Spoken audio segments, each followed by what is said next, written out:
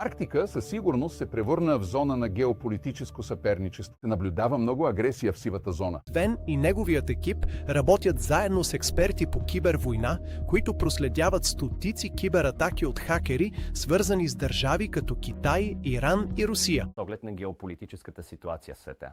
Много от тях се занимават с шпионска дейност. И след това, разбира се, някои от тях най-вероятно се опитват да се позиционират предварително в критични системи и критична национална инфраструктура, за да могат да извършат нещо злонамерено на по-късен етап. Притеснявате ли се от пълномащабно нахлуване от страна на Русия? От 1949 година Района на град Киркенес, който се намира много близо до Мурманск. Мисля, че Русия има интерес да създава проблеми на територията на друга държава, граничеща с руския регион. Защото всяка нестабилност в този регион също може да има последствия и да засегне дори Русия.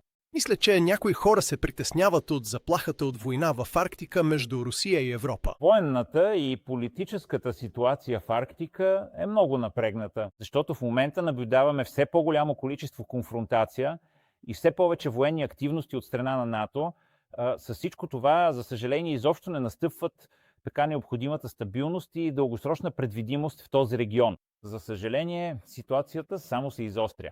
НАТО, конкуренче. Ние сме заплаха за Русия. Норвегия не заплашва никого, нито пък НАТО. Единствената страна в Европа, която заплашва някого, е Русия. НАТО е отбранителен алианс. Да възпираме всеки потенциален агресор или враг срещу нашите граници, за да защитим нашия суверенитет. Ханс Халт води туристи до границата. Миналата година имахме най-добрата година в нашата история. Да, разбира се. Лющо? Защо хората казват, че са очаровани според теб? Първо, всички азиатски страни започнаха да пътуват. Така че тази зима имахме повече от 7500 гости от Азия. Готови ли сте? Границата между Норвегия и Русия е по средата между онези два стълба зад мен. Ханс не подкрепя войната на Русия в Украйна, но е преживял студената война и казва, че знае как мисли Русия. Но изглежда така.